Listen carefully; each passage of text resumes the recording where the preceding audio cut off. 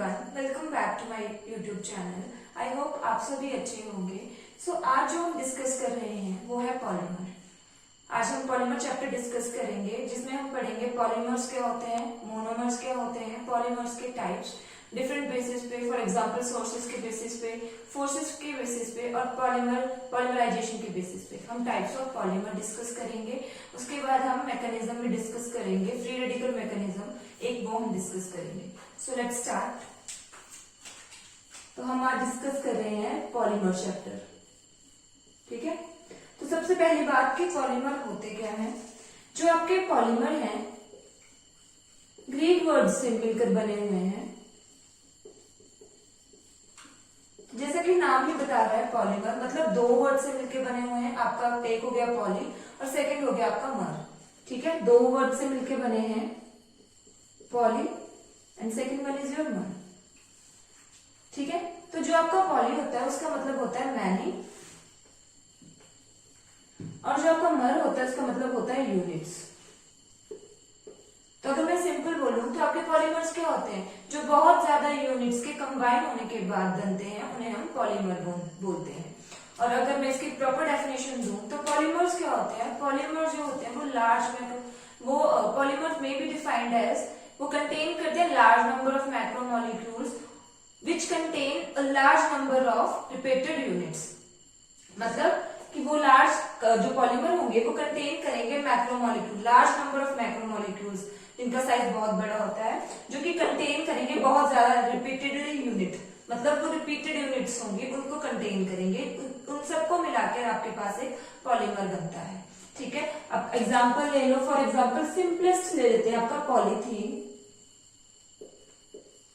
जिसमें n number of CH2 double bond CH2 units मिलकर जो है एक पॉलीमर फॉर्म करती है, पॉलीथीन फॉर्म करती हैं।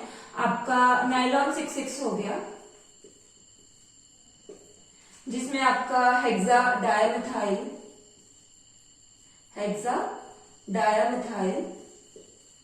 और आपका एडिपिक एसिड, इनकी जो दो यूनिट्स होती हैं वो आपकी फॉर्म करती हैं क्या, नायलॉन 6,6, ठीक है। ये तो एग्जांपल है पॉलीमर के जो हम आगे डिस्कस करेंगे, क्लियर करेंगे पूरे डिटेल में। अभी तो ये जस्ट मैंने आपको एग्जांपल दिए। अब हम पढ़ेंगे टाइप्स ऑफ पॉलीमर की, पॉलीमर कितने टाइप्स के होते हैं डिफरेंट बेसिस पे। फॉर एग्जांपल जैसे मैंने पहले बताया था सोर्सेस के ऊपर, फोर्सेस के बेसिस पे और आपके आ जाएंगे पॉलीमराइजेशन के बेसिस पे। सो स्टार्ट करते हैं।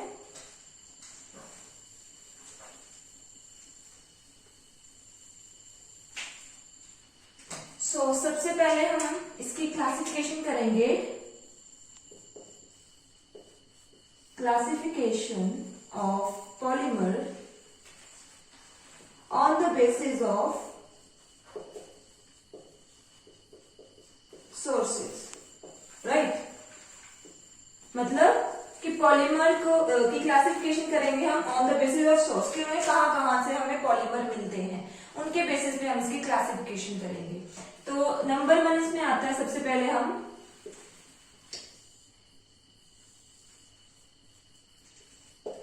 हमारे पास आता है क्या, natural. Second one is your semi synthetic and third one is your synthetic polymer, okay. तो सोर्सेस के बेसिस पे तीन टाइप्स के आपके पॉलीमर्स आ गए। First one is your natural polymer, second one is semi synthetic and third one is your synthetic. तो सबसे पहले हम डिस्कस करेंगे नेचुरल पॉलीमर की। नेचुरल क्या होता है, जैसे कि नाम ही बता रहा है नेचुरल, तो ये वो पॉलीमर्स होते हैं जो हमें नेचर से मिलते हैं, ठीक है, उन्हें हम नेचुरल पॉलीमर्स बोलते हैं। फॉर एग्जाम्पल सबसे इंपॉर्टेंट इसका एग्जाम्पल है आपका rubber, natural rubber, your natural rubber, right. इसके बाद आता है सेमी सिंथेटिक, जैसे कि नाम ही बता रहा है सेमी सिंथेटिक। चलो उससे पहले हम सिंथेटिक डिस्कस कर लेते हैं। जो आपके सिंथेटिक पॉलीमर्स होते हैं वो मैन मेड पॉलीमर्स होते हैं, वो केमिकली फॉर्म होते हैं, मतलब उनमें वो हमें नेचर से नहीं मिलते, वो मैन मेड होते हैं। सिंपल होते हैं उन्हें हम बोलते हैं सिंथेटिक पॉलीमर्स। फॉर एग्जाम्पल आप इसमें एग्जाम्पल ले सकते हो नाइलॉन 66 और आपका ब्यूनाइस। ये सारे हम बाद में डिटेल में डिस्कस करेंगे। अब आती है बात कि सेमी सिंथेटिक क्या होता है। जैसे कि नाम ही बता रहा है सेमी सिंथेटिक, मतलब कुछ हिस्सा इसका सिंथेटिकली फॉर्म्ड होता है और कुछ ये हमें नेचर से मिलता है। ठीक है, तो हम ये बोल सकते हैं कि जो आपके सेमी सिंथेटिक पॉलीमर्स होते हैं वो ऐसे पॉलीमर होते हैं जो हमें नेचर से मिलते हैं, बट उनकी हम मॉडिफिकेशन करते हैं। ठीक है, उनकी हम मॉडिफिकेशन करते हैं केमिकली, उन्हें हम बोलेंगे सेमी सिंथेटिक। मतलब इसमें कुछ हिस्सा आपका नेचर से आएगा और कुछ इसमें रोल मैन ही प्ले कर रहा है, वो केमिकली फॉर्म कर रहा है, तो वो आ जाएंगे आपके सेमी सिंथेटिक पॉलीमर्स। आपके इसमें एग्जांपल आ जाएगा सेलुलोज नाइट्रेट। ठीक है, तो ये हो गए on the basis of sources. आपके पास आ गए natural, semi synthetic and synthetic polymers. Okay, एक चीज बच गई थी, मैंने आपको पॉलीमर तो बता दिया कि पॉलीमर क्या होते हैं। एक और चीज आती है कि मोनोमर क्या होते हैं। इसको रहने देती हूँ। मोनोमर मैंने आपको बताया ना कि पॉलीमर में क्या होता है कि रिपीटेडली यूनिट्स जो होती हैं वो कंबाइंड होती हैं और आपके पास पॉलीमर फॉर्म हो जाता है। तो जो रिपीटेडली यूनिट्स जो कंबाइंड होंगी ना वो मोनोमर्स होते हैं। उन यूनिट्स को हम मोनोमर बोलते हैं जो कि कंबाइंड करके आपका पॉलीमर फॉर्म करती है, दैट इज कॉल्ड मोनोमर। और जिस प्रोसेस से आपकी पॉलीमर फॉर्म होती है उस प्रोसेस को हम बोलेंगे पॉलीमराइजेशन। ठीक है जी, मतलब अगर आपको पूछ लिया जाए कि पॉलीमराइजेशन क्या होती है तो सिंपल से इसकी डेफिनेशन है the process wherein which polymer is form is called your polymerization. ठीक है, अच्छा अब आते हैं अपनी क्लासिफिकेशन पे। हमने सोर्सेज के बेसिस पे तो कर ली, अब हम करेंगे second one on the basis of forces. Okay, so classification of polymer on the basis of forces।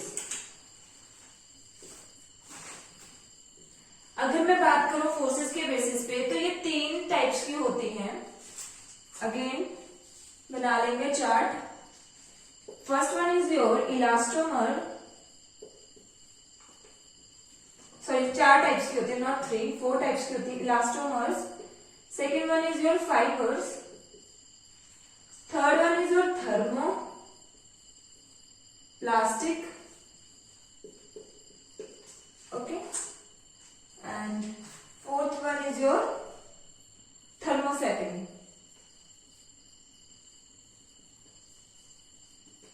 ठीक है, on the basis of your forces.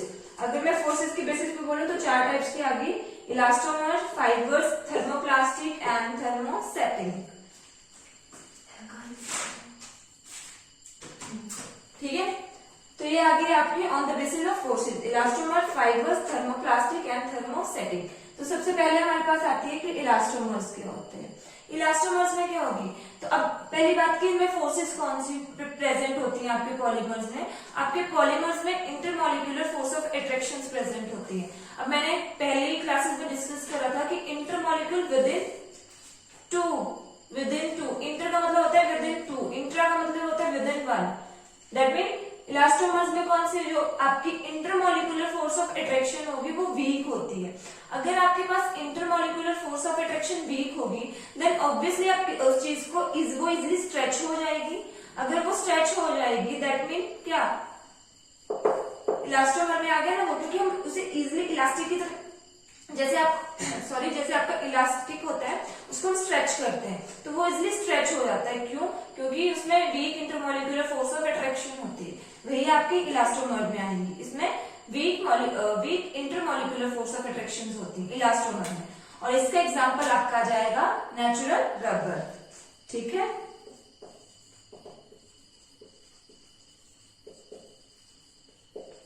Second one is your fibres. अब फाइबर्स में क्या होता है, फाइबर में जो आपकी force of intermolecular force of attraction होती हैं वो स्ट्रॉन्ग होती हैं as compare to your elastomers. ठीक है, अगर इसमें strong intermolecular force of attraction होती है, अब बात आती है कि कौन सी फोर्स ऑफ अट्रैक्शन होगी, इसमें स्ट्रॉन्ग कौन सी होती है, हाइड्रोजन बॉन्डिंग, तो वो आ जाएंगे आपके फाइबर्स में। ठीक है, और फाइबर्स का आपका एग्जाम्पल आ जाएगा नायलॉन 66। ये सारी चीजें हम बाद में डिस्कस करेंगे, ये तो सिर्फ अभी मैं आपको एग्जांपल दे रही हूँ, ये सारी हम बाद में डिस्कस करेंगे। Third one is your thermoplastic and fourth one is your thermosetting. अच्छा, अगर मैं बात करूं थर्मोप्लास्टिक की, तो थर्मोप्लास्टिक वो आपकी पॉलीमर्स होते हैं जिन्हें हम अगर हम उन्हें थोड़ी सी भी हीट करें ना तो वो मेल्ट हो जाते हैं, और जब वो मेल्ट हो गए तो हम उन्हें कोई भी शेप दे सकते हैं, तो वो आ जाएंगे आपकी थर्मोप्लास्टिक में। ठीक है, और अगर मैं बात करती हूँ थर्मोसेटिंग की, सेटिंग, यहाँ पे प्लास्टिक आया, पीछे सेटिंग आ रहा है, तो इसमें क्या होता है कि हम अगर किसी भी क्या बोलते हैं, किसी भी उसके मतलब जैसे थर्मोप्लास्टिक में तो हमने क्या किया, हीट किया उसे थोड़ा सा, वो उसने मेल्ट हो गया, ठीक है, और फिर हमने इसको कोई और शेप दे दी। बट इसमें ऐसा नहीं होगा, इसमें जब आप इसको हीट करेंगे तो वो मोर ज्यादा हार्ड हो जाएगा, और हार्ड हो जाएगा, जो उसमें जो भी प्रोडक्ट फॉर्म होगा वो और कंफ्यूज जैसा हो जाएगा, मतलब और इनसॉल्युबल सा और इनफ्यूजिबल सा प्रोडक्ट आपके पास फॉर्म हो जाएगा जब आपकी थर्मोसेटिंग में होंगी। उसे हम कोई और शेप नहीं दे सकते मेल्ट करके, ठीक है, मतलब उसकी मेल्टिंग ऐसी होगी कि वो एक और हार्ड प्रोडक्ट आपके पास दे देगा, वो आ जाएगा आपका थर्मोसेटिंग। और थर्मोप्लास्टिक में क्या होगा, मेल्ट हो जाएगा, फिर हम उसे कोई भी शेप दे सकते हैं। ठीक है, तो आगे इसके एग्जांपल क्या होता है आपको थर्मोसेटिंग का, बेकेलाइट। ठीक है, और आपके इसका एग्जांपल आ जाएगा, हाँ इसका आ जाएगा पॉलीथीन, सिंपल सा पॉलीथीन हो गया आपका क्या बोलते हैं, पीवीसी हो गया, पॉलीविनाइल क्लोराइड हो गया। तो ये आपके टाइप्स आ गए on the basis of your forces, elastomers, fibres, thermosetting and thermoplastic. ठीक है, अब हम नेक्स्ट पढ़ेंगे classification on the basis of classification on the basis of your mode of polymerization, on the basis of mode of polymerization, मतलब polymerization के basis पे हम पढ़ेंगे mode of polymerization। इंपॉर्टेंट है, ये टू टाइप्स की होती हैं आपकी, first one is your addition polymerization and second one is your, पहले लिख लेते हैं, first one is your addition polymerization and second one is your condensation polymerization। condensation polymerization अच्छे से सुनेंगे क्योंकि ये इंपॉर्टेंट है, कोई भी कॉम्पिटेटिव एग्जाम में क्वेश्चन आता है तो वो इसी तरह से पूछते हैं, आपके पास कोई एग्जांपल दे दिया, फिर आपसे पूछेंगे कि ये किस चीज का एग्जांपल है, कौन से इसमें पॉलीमराइजेशन होती है, इज दिस एडिशन पॉलीमराइजेशन और योर कंडेंसेशन पॉलीमराइजेशन। तो हमें अच्छे से पता होना चाहिए कि एडिशन पॉलीमराइजेशन में क्या होता है और आपके कंडेंसेशन पॉलीमराइजेशन में क्या होता है। ठीक है, अगर मैं बात करती हूँ आपकी एडिशन पॉलीमराइजेशन की, तो नाम ही बता रहा है एडिशन, मतलब एडिशन हो रही है, सब में एडिशन होती है, ये मैं नहीं बोल रही सभी पॉलीमराइजेशन में एडिशन हो रही है, बट इसमें आप ध्यान से सुनना, एडिशन पॉलीमराइजेशन में क्या होता है, इसमें एडिशन होती है, सिंपली एडिशन होगी, आपकी जो मोनोमर यूनिट्स होंगी वो सिंपली ऐड होंगी। ठीक है, अगर वो सिंपली ऐड होंगी, मतलब इनमें मेन चीज इसमें ये आती है, इसमें कोई भी साइड प्रोडक्ट नहीं बनता है, इसमें सिंपल सी एडिशन होती है। ये टू टाइप्स की आ जाएंगी आपके पास, फर्स्ट वन आपके पास आ जाएगी इसमें homopolymer and second one is your copolymer. ठीक है, मैंने क्या बोला, इसमें सिंपल एडिशन होगी बट इसमें कोई भी साइड प्रोडक्ट नहीं होगा। जैसे कई बार ना कोई रिएक्शन हम करते हैं तो साइड प्रोडक्ट निकल आता है, कई बार वाटर निकल गया, कई बार आपका अल्कोहल निकल जाता है ना, तो इसमें ऐसा कुछ नहीं होता। तो ठीक है, एडिशन पॉलीमराइजेशन में सिंपल एडिशन होगी आपकी मोनोमर यूनिट्स की, टू टाइप्स की होती है, first one is your homopolymer and second one is your copolymer. अगर मैं बात करती हूँ होम, चलो इसको हम बाद में डिस्कस कर लेते हैं, पहले हम कंडेंसेशन सुन लेते हैं।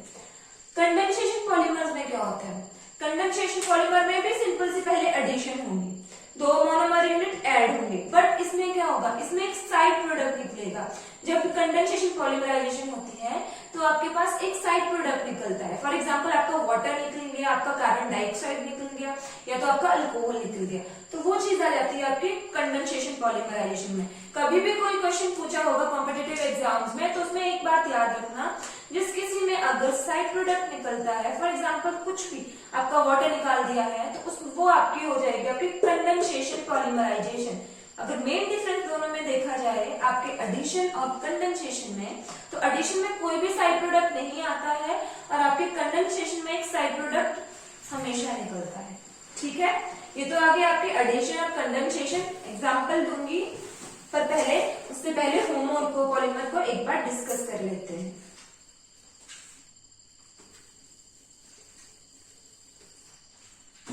अच्छा, तो हमने क्या बोला, होमोपॉलीमर क्या होते हैं।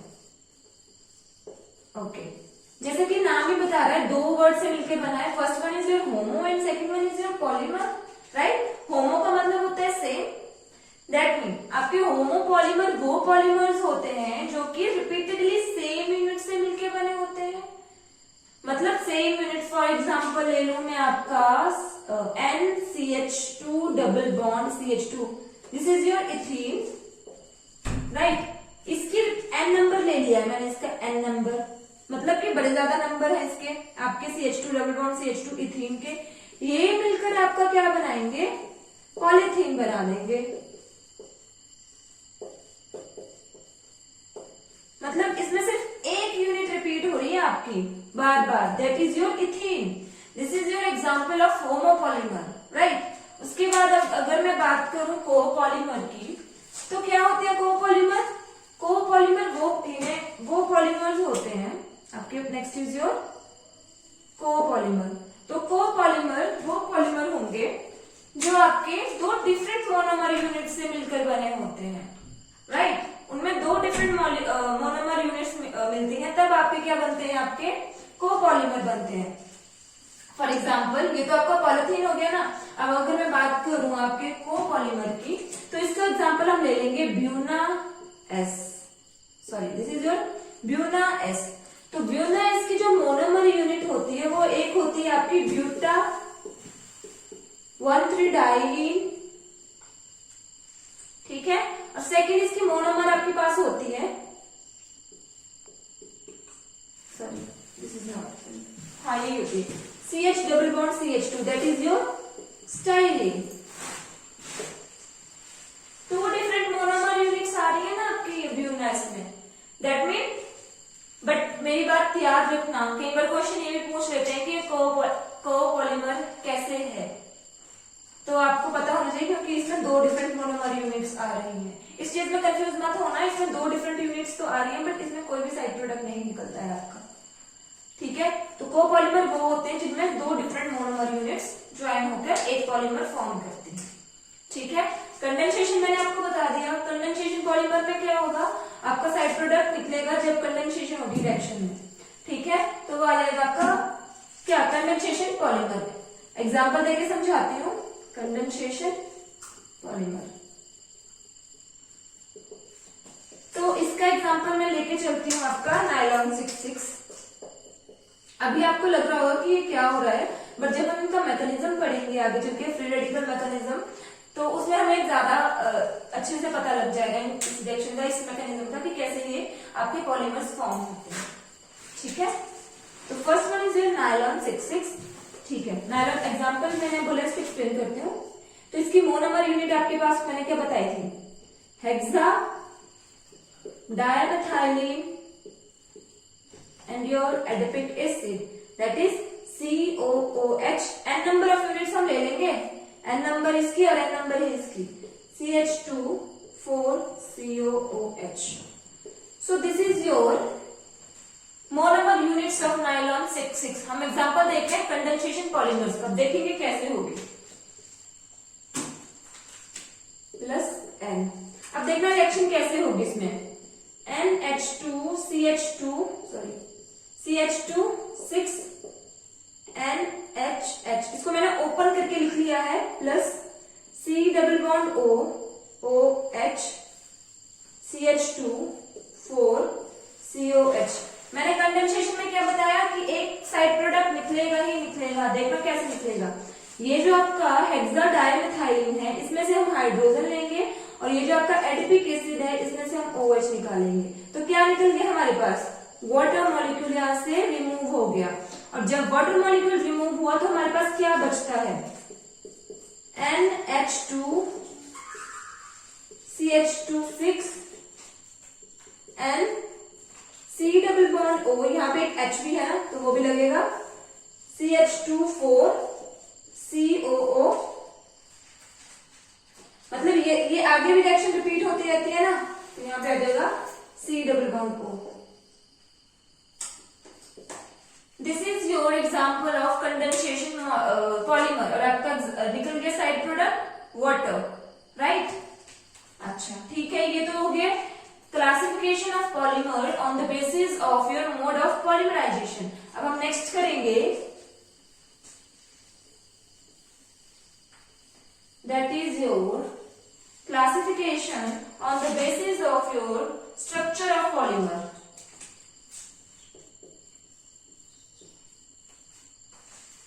स्ट्रक्चर ऑफ पॉलीमर, अगर मैं बात करूं इसकी classification on the basis of structure of polymer, तो ये 3 टाइप्स के होते हैं, ये तो फटाफट करेंगे हम। First one is your linear, second one is your branched, and third one is your cross linked.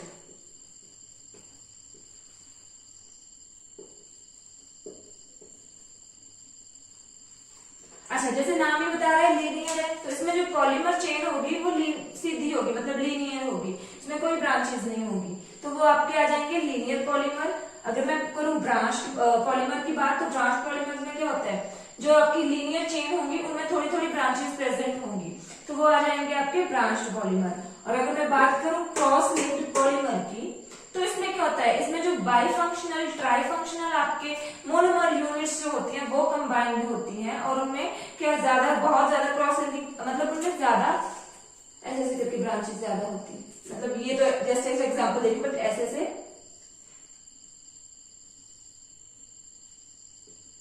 ये आपका आ गया क्रॉस लिंक्ड पॉलीमर। क्या होगा इसमें जो बाई फंक्शनल ट्राई फंक्शनल आपके जितने भी मोनोमर यूनिट्स होंगी वो क्या करेंगी, वो कोवलेंट बॉन्ड बना के कुछ ऐसा स्ट्रक्चर होगा उनका, ठीक है। और अभी मैं करती हूँ, मैंने बोला ब्रांच में क्या होगा, जो आपके लीनियर पॉलीमर होंगे उनमें थोड़ी थोड़ी ब्रांचेस होगी उनमें से, ठीक है। और आपके जो ये जो लीनियर पॉलीमर क्या होते हैं, इनमें सिंपल ऐसे linearly polymer attach monomer units होंगी, ठीक है। सबसे इंपॉर्टेंट एग्जांपल है आपका क्रॉस लिंक्ड पॉलीमर का, दैट इज योर बेकेलाइट। याद रखना ये बहुत इंपॉर्टेंट एग्जांपल है। और लीनियर का तो आपका रहेगा सीधा ये मिथाइल सॉरी पॉलीथीन,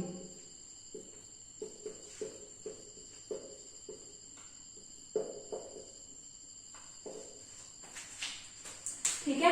तो हमने सारे टाइप्स पढ़ लिए हैं सब, on the basis of forces, on the basis of source, on the basis of structure and mode of polymerization, types of polymer हमने सारे डिस्कस कर लिए हैं। अब जो हम नेक्स्ट क्लास में डिस्कस करेंगे that is your mechanism of polymerization, that is free radical mechanism. I hope आपको वीडियो अच्छी लगी हो। वीडियो अच्छी लगी हो please like and share my channel. Thank you.